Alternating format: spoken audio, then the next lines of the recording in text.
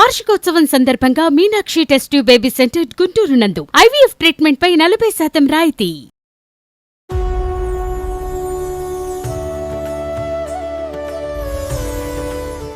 అందరికీ నమస్కారం. భగవత్ లీలలు కార్యక్రమానికి స్వాగతం.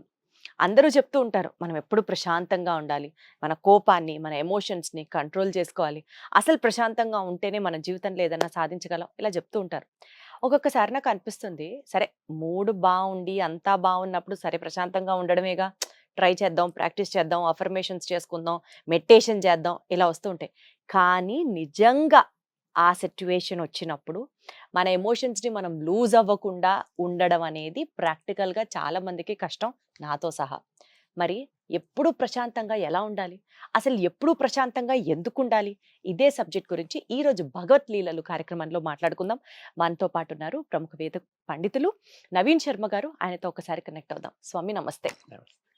మీరు ఎప్పుడు ఇలాగే ప్రశాంతంగా ఉంటారా? మీకు కూడా కోపం వస్తుందా? ఫస్ట్ అది చెప్పండి. స్థితప్రజ్ఞస్య కా భాష అని చెప్పి, స్థితప్రజ్ఞుడికి భాష లేదుట. భగవద్గీతలో చెప్తాడు శ్రీకృష్ణ పరమాత్ముడు. ఆ స్థితప్రజ్ఞత అనేది ఎవరికి రాదు.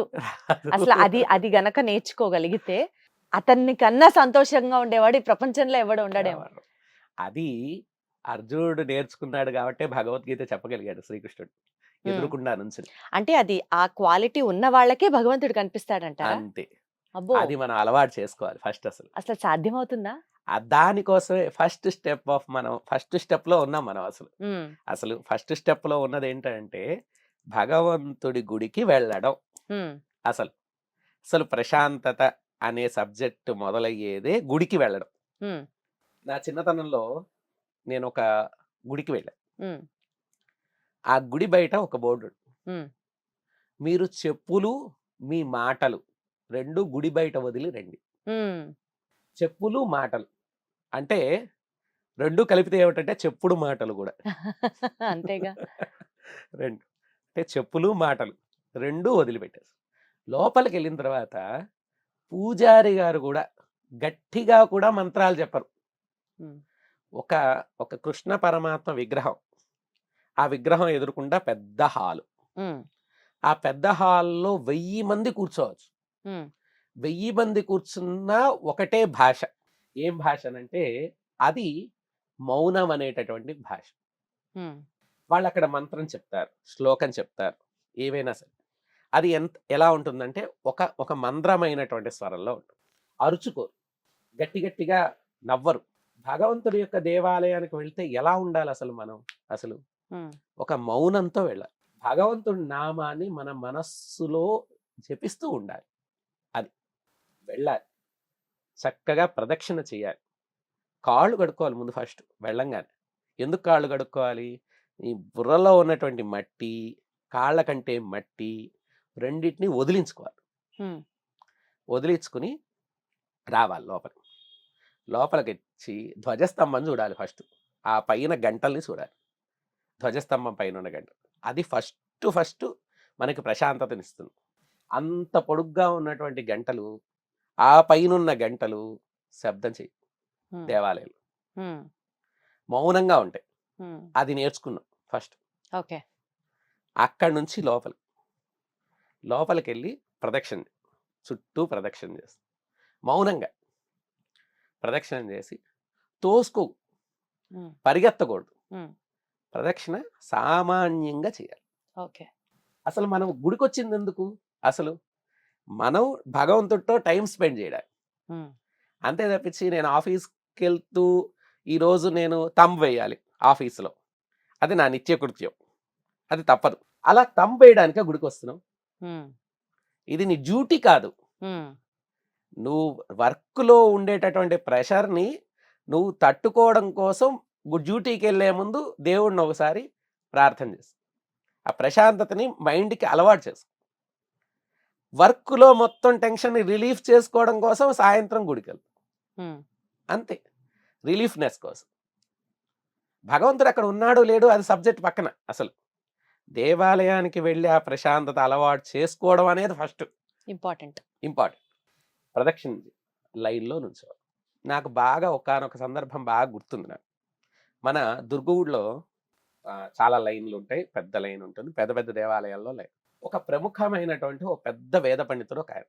ఉమ్, ఆయన భార్య చాలా అదేంటి మడిగా ఆచారంగా శుచిగా ఉంటారు. నేను మా ఆవిడ దర్శనానికి వెళ్ళాం. ఇన్ని చెప్పే నేనంటే మీరు ఇందాక అడిగారు కదా, మీకు కోపం వస్తుందా, నవ్వుతూ ఉంటారా, ప్రశాంతంగా ఉంటారా అని అడిగారు కదా. నేను చాలా హడావిడిగా ఉన్నా ఆ రోజు. ఉమ్, హడావిడిగా ఉండి ఎలాగైనా అమ్మవారి దర్శనం చేసుకుని అయ్యవారి దర్శనం చేసుకుని వెళ్ళాం.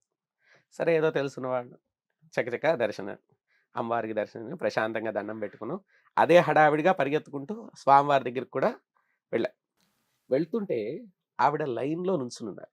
ఉమ్, ఆవిడ వేద పండితుడి యొక్క భార్య, అంటే అక్కడ పనిచేసేటటువంటి వేద పండితుడి భార్య. ఉమ్, ఆవిడ తలుచుకుంటే 2 నిమిషాల్లో దర్శనం చేసుకుని వెళ్ళగల స్థాయి. ఓకే. ఆవిడ మడిలో ఇంకొకళ్ళతో ముట్టుకోరు. మడి అంటే సహజంగా ఒక ఒక విధానం. ఆ విధానంలో ఉన్నప్పుడు ఇంకొక విధానంలోకి పోరు. ఎవరిని ముట్టుకోవడం కానీ ఇలాగ ఏది చేయరు. ఒక ఒక ఒక వేలో వెళ్తారు. అయినా సరే ఆ లైన్లో నుంచుని ఉన్నారు. నేను వెళ్తున్న వాడిని 1 నిమిషం ఆగి ఆవిడని అడిగా, ఏమండి నన్ను తీసుకెళ్ళమంటారా, మా అమ్మగారు తీసుకెళ్ళమంటారా, భగవంతుడి దగ్గర నువ్వు తీసుకెళ్ళా, వెళ్తాలే సరదాగా. ఒక్క మాటలో చెప్పు తీసుకుని కొట్టిన అర్థం ఉంది. నిజంగా జ్ఞానోదయం అప్పుడు రావాలి. ఉమ్, భగవంతుని ముందు ప్రోటోకాల్స్ వద్దు, ఉమ్, భగవంతుని ముందు పరిగెత్తడం వద్దు. ఉమ్, భగవంతుడి దగ్గర మనం ఎందుకు వెళ్తున్నాం? ప్రశాంతంగా స్వామివారి దర్శనం. ఎంతసేపు భగవంతుడితో ఉండగలితే అంతసేపు. తిరుపతిలో అన్ని లైన్లు 24 గంటల సేపు 18 గంటల సేపు లైన్లో నుంచున్నారంటే నేను రోజు అనుకుంటూ ఉంటాను, నేను వాళ్ళందరూ నుంచున్న వాళ్ళు ఎంత అదృష్టవంతులు. ఒక రోజంతా భగవంతుడితో గడుపుతున్నారు. అసలు నువ్వు చెప్పద్దు, నామం నువ్వు చెప్పద్దు, నువ్వు ఏం మాట్లాడదు, ఆ గుళ్ళో ఉంటేనే అంతే, అదొక ప్రశాంతత. ప్రశాంతత అక్కడే ఉన్నావు. నువ్వు చెప్పకపోయినా ఇంకోటి అంటాడు గోవిందారు, మనం ఆటోమేటిక్ గా మనం అంటాం. ఉమ్, ఇంకోటి అంటాడు, లేకపోతే మనం అనలేదు, వింటాం. అసలు ఆ వేవ్స్ అన్నీ కూడా ఆ భగవంతుడి నామంతో కనెక్టివిటీ అయిపోయి ఉంటుంది. ఉమ్, మన మనస్సు, మన దేహము, మన ఆత్మ అన్నీ భగవంతుడితో కనెక్ట్ అయిపోయి ఉంటుంది. ఉమ్, అన్నన్ని సేపు భగవంతుడు ఉంచుతున్నాడు లైన్లలో అంటే వీళ్ళు ఎన్ని పూర్వజన్మల్లో ఎంత సుకృతం చేసుకున్నారు, వీళ్ళు ఇంతసేపు భగవంతుడితో ఉన్నారు, వీళ్ళు ఇంత అదృష్టం. అసలు నిజంగా నాకు పెద్ద ఉద్యోగం ఇచ్చి, పెద్ద స్థాయి ఇచ్చి, పెద్ద ధనం ఇచ్చి భగవంతుడు నన్ను దూరం చేశాడు వాస్తవంగా. అమ్మో, క్యూ లైన్ లో ఇన్ని గంటల నుంచి ఉంటే దాని వెనకాల ఇంత తాత్పర్యం ఉంటుందా, ఇలా ఆలోచించాలా అని మొట్టమొదటిసారి అనిపిస్తోంది నాకు. నిజంగా మనం ధనము హోదా వస్తున్న కొద్దీ భగవంతుడితో మనం గడిపే సమయం తగ్గిపోతూ ఉంటుంది. అవును. మనం హడావిడిగా వెళ్తాం, దర్శనం చేసుకుంటాం, హడావిడిగా వచ్చేస్తాం. ఇదంతా భగవంతుడితో మనకు కనెక్టివిటీ 5 నిమిషాలు, 10 నిమిషాలు, 2 నిమిషాలు, 3 నిమిషాలు, 1 నిమిషం, అర్ధ నిమిషం. చివరికి ఎలా ఉంటుందంటే, పంతులు గారు మా గోత్రామని చెప్పేసి మేము వెళ్ళిపోవాలి, ఆఫీస్కి వెళ్ళిపోవాలి, అయిపోయింది. కనీసం ప్రశాంతంగా అష్టోత్తరం పూజ కూడా చేసుకునే భాగ్యం కూడా లేదు. 4 స్తోత్రం ముక్కలు పారాయణ చేసుకునే అవకాశం కూడా లేదు మనకి. ఆ ప్రశాంతతని అలవాటు చేసుకోవడం మనం గుడికి వెళ్దాం. అది అలవాటు చేసే ఫస్ట్ స్టెప్. అక్కడ మనం లైన్లో నుంచోవాలి. మన వంతు వచ్చేంత వరకు భగవంతుడి నామాన్నో, మనకు తోచిన స్తోత్రాన్నో ఏదో ఒకటి మనం మనసులో అనుకుంటూ ఉండాలి. మనకి స్తోత్రాలకు, మంత్రాలకు కనీసం ఒక నామం వచ్చు కదా. వెళ్ళినటువంటి భగవంతుడి పేరేదో ఉంటుంది, కళ్యాణ వెంకటేశ్వర స్వామి, లేకపోతే ఆ సిద్ధి వినాయకుడు, గోవింద, ఏదో నీకు నచ్చిన పేరు. ఆ నచ్చిన పేరు చెప్పుకుంటూ వెళ్ళడం. వెళ్ళిన తర్వాత భగవంతుని ఆపాదమస్తకం చూడాలి, కాళ్ళ నుంచి శిరస్సు వరకు. ఎందుకు? స్వామివారికి ఈరోజు ఏం పట్టు పీతాంబరం కట్టారు, ఏం నగలేశారు, ఏ పూలమాలలేశారు కాదు, దానికోసం కాదు. అసలు స్వామివారిని నఖశిఖ పర్యంతం చూసి ఆ రూపాన్ని మనం మనస్సులోకి ఎక్కించుకోవాలి. ఎక్కించుకుని రావాలి. వచ్చి స్వామివారి ప్రసాదం అది టేస్ట్గా ఉన్నా, టేస్ట్లెస్గా ఉన్నా, ఎలా ఉన్నా సరే అది తీసుకోవాలి. వాడు ధనవంతుడైనా సరే, ధనహీనుడైనా సరే, విద్యావంతుడైనా సరే, విద్యాహీనుడైనా సరే, ఎవరైనా సరే ఆ ప్రసాదం దగ్గర అసలు తేడా లేదు. తీసుకోవాలి. తీసుకుని వచ్చి కూర్చుని ఆ భగవంతుడు రూపాన్ని మనం చూసాం కదా, దాన్ని ఇక్కడ మననం చేయాలి. మనస్సులో మననం చేయాలి. మననం చేసి మన హృదయ కమలంలో దాన్ని నిక్షిప్తం చేసుకోవాలి ఆ స్వామివారి. అప్పుడు అలా నిక్షిప్తం చేసుకుని ఎంత పెద్ద పనికైనా వెళ్ళండి, అది ఎంతో సులభంగా ఉంటుంది. చాలా సులభంగా ఉంటుంది.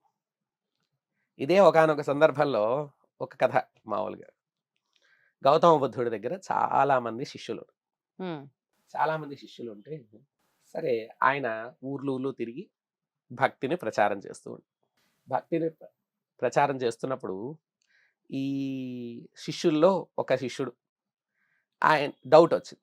ఏమండి, మీరెప్పుడూ నవ్వుతూ ఉంటారు, ఎప్పుడూ ప్రశాంతంగా ఉంటారు. భక్తులేవో కొన్ని అర్థం పర్థం లేని క్వశ్చన్లు అడుగుతూ ఉంటారు, విసిగిస్తూ ఉంటారు, అన్నం పెట్టరు, వెళ్ళిన చోట భిక్షాటనకి వెళ్తే భిక్ష పెట్టరు, ఏమీ చేయరు. అయినా అన్నం దొరికినా ఒకలాగానే ఉంటారు, దొరకపోయినా దొరకపోయినా ఒక ఒకలాగా.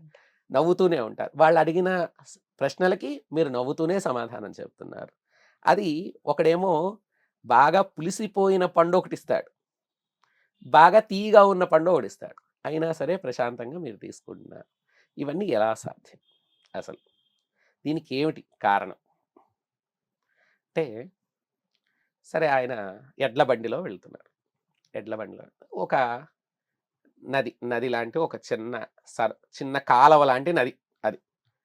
ఆ కాలవ లాంటి నదిని దాటారు వీళ్ళు ఎడ్ల బండి దాటిన తర్వాత కొంచెం దూరం వెళ్ళంగానే ఆ ఎడ్ల బండిని ఆపి ఆ శిష్యుని పిలిచి, నాయన నాకు చాలా దాహంగా ఉంది, కొంచెం మంచినీళ్ళు తెచ్చి పెడతాను అంటే, సరే ఇప్పుడేగా మనం చెరువు దాటి వచ్చాం కదా, కాలవ, అక్కడికి వెళ్ళి నీళ్ళు తీసుకున్నారు. లోటా తీసుకున్నారు, మట్టి పాత్ర పట్టుకుని వెళ్తే ఆ నీళ్ళన్నీ బురదగా ఉన్నాయి చాలా. ఎందుకు బురదగా ఉన్నాయంటే అప్పటి వరకు అది తెల్లటి నీళ్ళే, కానీ వీళ్ళు ఆ ఎడ్ల బండి దాటింది కదా, దాటడం వల్ల అదంతా బురదమయం అయిపోయింది.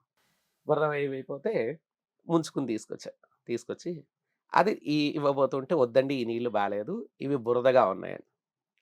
పర్వాలేదు, నేను తాగుతాను. ఆయన తాగి సరే ఇక్కడే కాసేపు కూర్చుంది. అయిన తర్వాత కాసేపు అయిన తర్వాత, నాయన నాకు దాహం వేస్తోంది, నీళ్ళు తెచ్చిపెట్టు. మళ్ళీ పట్టి పాత్ర ఉంచుకుని వెళ్ళి, ఈసారి ఆ నది చాలా తేటమైనటువంటి నీళ్లుగా కనిపిస్తుంది. ఆ తేటగా ఉన్నటువంటి నీళ్ళల్లో ముంచి మళ్ళీ నీళ్ళు తీసుకు ఆయన అవి కూడా తాగేది.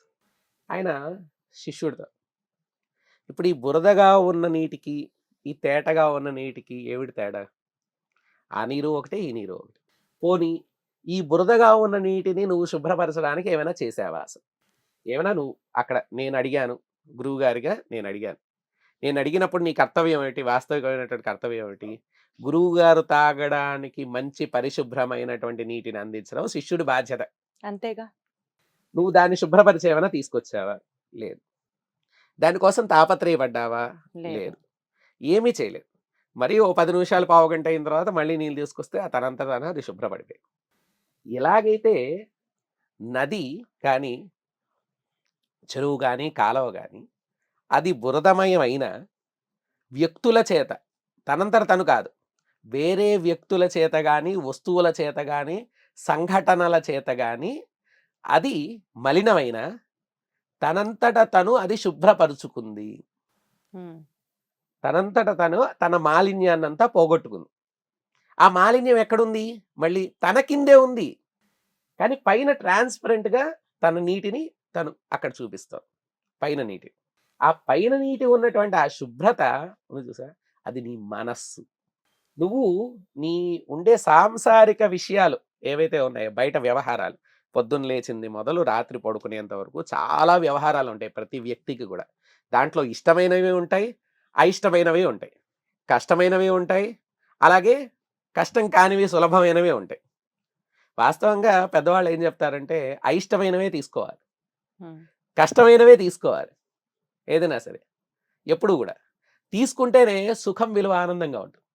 కష్టపడ్డవాడి యొక్క విజయం ఎంతో ఆనందంగా అనిపిస్తుంది. అసలు ఆ విజయం యొక్క ఆనందం అతను పొందేదానికి అనిర్వచనమైన, సులభంగా వచ్చే విజయం అవదు, ఇష్టంగా ఉండదు, దాని విలువ ఉండదు అసలు. కాబట్టి కష్టమైంది తీసుకోవాలి, అన్నీ తీసుకో. పొద్దు నుంచి సాయంత్రం వరకు నీ మనస్సులో చాలా రకాలైనటువంటి కుళ్ళు, కుతంత్రాలు, వైషమ్యాలు ఇత్యాదివన్నీ కూడా బురదగా మారిపోతాయి. నువ్వు ఏం చేయాలి? ఆ బురదంతటిని తొక్కేసేయాలి. నీ ప్రశాంతమైనటువంటి ఏకాగ్ర చిత్తంతో ఉన్నటువంటి ఆ ప్రశాంతత, భగవన్నామం అనేటటువంటి ఆ యొక్క ప్రశాంతతకు, భగవన్నామంతో కూడుకున్నటువంటి ఆ ప్రశాంతత ఏదైతే ఉందో అది పైన నీకు ట్రాన్స్పరెంట్గా ఉండదు. ఆ ఏకాగ్రతని మాత్రమే నువ్వు తీసుకోవాలి. మొట్టమొదటి మీరు మాట్లాడుతున్నప్పుడు మనం ఈరోజు ప్రశాంతత కోసం ఏదో ఒకటి చేసేద్దాం, యోగా చేద్దాం, అది చేద్దాం, ఇది చేద్దాం అని మనసు కనిపిస్తుంది చూసారా, దాన్ని నిలబెట్టుకోలేరు. ఎందుకు నిలబెట్టుకోలేరంటే ఒక ఒక వర్గంగా ఒక సాధనగా ఆ పని చేయరు. సాధన అంటే కూర్చుని ముక్కు మూసుకుని తపస్సు చేయడం కాదు. భగవంతుడి దగ్గరికి వెళ్ళేదాన్నే సాధన చెయ్యి. రోజు దేవాలయానికి నేను చెప్పిన రీతిగా వెళ్ళి భగవంతుని పూజ చెయ్యి. వెళ్ళేటప్పుడు ఏం చేయొద్దు, నువ్వు పూలు తీసుకెళ్ళొద్దు, కొబ్బరికాయలు తీసుకెళ్ళొద్దు, అగరవత్తులు తీసుకెళ్ళొద్దు. కొబ్బరికాయ తీసుకెళ్ళిన దగ్గర నుంచి నా కొబ్బరికాయ కొట్టలేదు, నాకు అష్టోత్తరం చెప్పలేదు. ఎందుకు ఈ తాపత్రయం అంతా? నువ్వు భగవంతుని చూస్తున్నావు, భగవంతుడు నిన్ను చూశాడు. భగవంతుడు నువ్వు కోరికలు కోరుకోవాలా? ఏం కోరికలు కోరుతావు అసలు? ఈ కోరికల గురించి మనం ఇంకోసారి ఎపిసోడ్ చెప్పుకుందాం. కానీ అసలు తప్పకుండా మామూలుగా మాట్లాడుకుందాం. అసలు అసలు ఏమి కాదు. అసలు ప్రశాంతతని చేకూర్చుకోవడం అలవాటు. తపస్సులాగా రోజు గుడికి పొద్దున్నో సాయంత్రం భగవంతుడి యొక్క విగ్రహాన్ని మనస్సులో నిక్షిప్తం చేసుకుని ఆ నామాన్ని పదే పదే ఉచ్చరి. ఆ గుళ్ళో ఉన్నంతసేపు అయినా, గుళ్ళో ఉన్నంతసేపు తదేక చిత్తంతో, గుళ్ళో కూర్చుని ఫోన్లు మాట్లాడదు, గుళ్ళో కూర్చుని పక్కన వాళ్ళతో పోసుకోలు కబులు చెప్పద్దు. అంటే స్థితప్రజ్ఞత రావాలి అని అంటే మొట్టమొదటి స్టెప్ మనం గుడికెళ్ళాలి. గుడికెళ్ళి మీరు చెప్పిన విధానంలో ఫస్ట్ కాళ్ళు కడుక్కొని, తర్వాత ధ్వజస్తంభం చూసి, తర్వాత స్వామి చుట్టూ ప్రదక్షిణాలు చేసి, పాదాల నుంచి మస్తకం దాకా స్వామిని కళ్ళారా చూసుకుంటూ, తర్వాత ఆ రూపాన్ని మన హృదయంలో నిక్షిప్తం చేసుకొని, ఈ రకంగా ఆ ప్రసాదం స్వీకరించిన తర్వాత స్వామి నామస్మరణ చేస్తూ స్వామి రూపాన్ని గనక మనం గుర్తుంచుకొని ఉంచుకోగలిగితే స్థితప్రజ్ఞత వస్తుంది అంటారా? ఖచ్చితంగా సాధన వల్ల ఖచ్చితంగా ఇది కలుగుతుంది. రోజు చేస్తూ ఉంటే. రోజు గుడికి వెళ్ళడానికి ఆస్కారం లేదనుకుందాం, అప్పుడు భగవంతుడి ముందు పొద్దున్నే దీపారాధన చేస్తాం. భగవంతుడి ఫోటో ఉంటుంది మన ఇంట్లో, ఇష్టమైన భగవంతుడు ఏదైనా కానీ. భగవంతుడికి అనేక రూపాలు, అసలు నిరూపం, అసలు భగవంతుడు నిరూపం. ఆయన మన కోసం రకరకాల రూపాలు ధరించాడు. ఆయన దాంట్లో మనకి ఇష్టమైనది ఏదో పటం పెట్టుకున్నాం, ఆ పటం ముందు దీపారాధన పెట్టుకున్నాం. ఆ దీపారాధన చూస్తూ అక్కడ 10 నిమిషాలు ఓ నమస్కారం, ఆ నామాన్ని, స్వామివారి నామాన్ని స్మరిస్తూ ఆ పటాన్ని, ఆ దీపాన్ని చూస్తూ ఓ నమస్కారం చేస్తాం. 10 నిమిషాలు ఏకాగ్ర చిత్తంతో అదే పని, అదే తపస్సు. అది కూర్చుని చేస్తారా, నుంచుని చేస్తారా, వాళ్ళ సౌకర్యం ఎలా చేస్తారు. ఆ భక్తికి ఆ తార్పణానికి మనం కొలమానం ఏం లేదు. ఇంకా నిశ్చలత్వం కావడం అంటే పెద్ద పెద్ద పూలదండలు వేయడం పని కాదు. భగవంతుని ఏకాగ్ర చిత్తంతో ధ్యానించు, అంతే. ఇంత సింపుల్ అండి. స్థితప్రజ్ఞత, పెద్ద పెద్ద పదాలు ఇందాక మనం అనుకున్నాం కదా, మన ఎమోషనల్ బ్యాలెన్సెస్, కోపం రాకుండా ఎలా ఉండాలి, ఎప్పుడు నవ్వుతూ ఎలా ఉండాలి, ఇవన్నీ సాధించగలగాలంటే చాలా చాలా చాలా రెగ్యులర్ ఎక్సర్సైజ్ లాగా ఐదర్ రోజు టెంపుల్కి వెళ్ళడం, లేదా భగవన్ నామ స్మరణ ఇంట్లో ఓ పటం ముందర కూర్చొని స్వామిని ధ్యానించడం వల్ల చేకూరుతుంది అని ఖచ్చితంగా చెప్తున్నారు మీరు. ఖచ్చితంగా. సో ఒకసారి అలవాటు చేసుకొని చూడండి. అంటే చాలా చాలా చేస్తూ ఉంటాం ఆ స్థితప్రజ్ఞత కోసం. ఒకసారి ఈ విధానాన్ని అవలంబించి చూడండి, తప్పకుండా మార్పు వస్తుంది అని నేను నమ్ముతున్నాను. ఇంకొక భగవద్గీతల ఎపిసోడ్లో మళ్ళీ కలుసుకుందాం. ధన్యవాదాలు. నీకు కావాల్సింది అడగకు, నీకు అవసరమైనది ఆయన ఇస్తాడు. నమ్మకముంచు, మిగతాదంతా ఆయన చూసుకుంటాడు. భగవద్లీల.